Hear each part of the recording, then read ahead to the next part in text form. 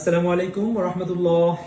আশা করি আপনারা সকলেই ভালো আছেন। আমি ডক্টর মোহাম্মদ ওমর ফারুক, শিশু নিউরোলজি বিশেষজ্ঞ। মা বাবা সন্তানের সবচেয়ে প্রিয় আপনজন এই পৃথিবীতে।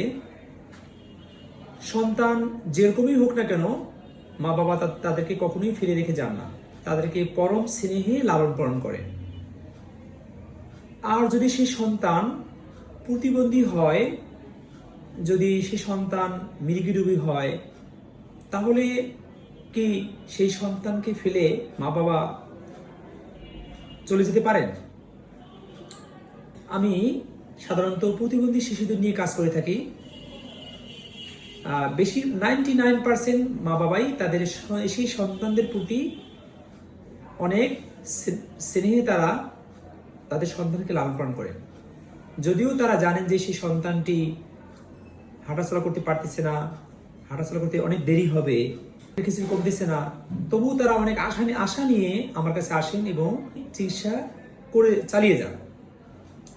কিন্তু কখনো কখনো এমন হয় যে তারা নিরুপায় হয়ে তার চিকিৎসা বন্ধ করে দেন।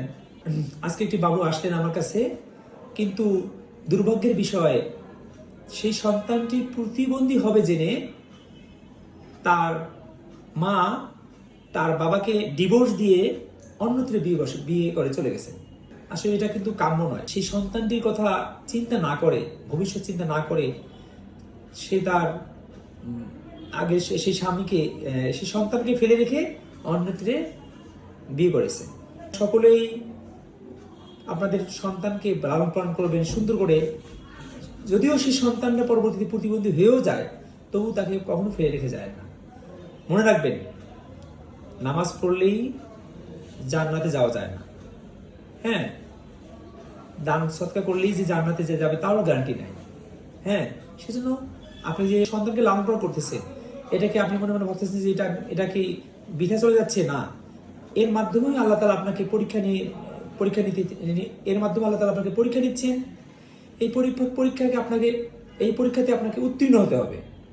এই যে আপনারা যে বাবুর পিছনে নিজের শ্রম, নিজের টাকা পয়সা সবকিছু ব্যয় করতেছেন, এটাও কিন্তু পরকালে সদকা জারি হিসেবে গণ্য হবে। এটাই আপনাকে আল্লাহ তাআলা, আপনি অনন্য ইবাদত কবুল না হলেও আপনি এই ইবাদতটা অবশ্যই আল্লাহ তাআলার কাছে গ্রহণযোগ্য হবে। সেজন্য আপনারা আপনার সন্তানদের প্রতি আরো যত্নবান হন। আপনারা কখনোই কাজ করবেন না যে এই সন্তানটা প্রতিবন্ধী হবে জেনে তাদেরকে ফেলে রেখে অন্যত্র বিয়ে শাদী করা, এটা আসলে গ্রহণযোগ্য নয়। সকলে ভালো থাকবেন এবং আমাদের প্রতিবন্ধী সন্তানগুলো সকলেই ভালো থাকুক, সুস্থ থাকুক।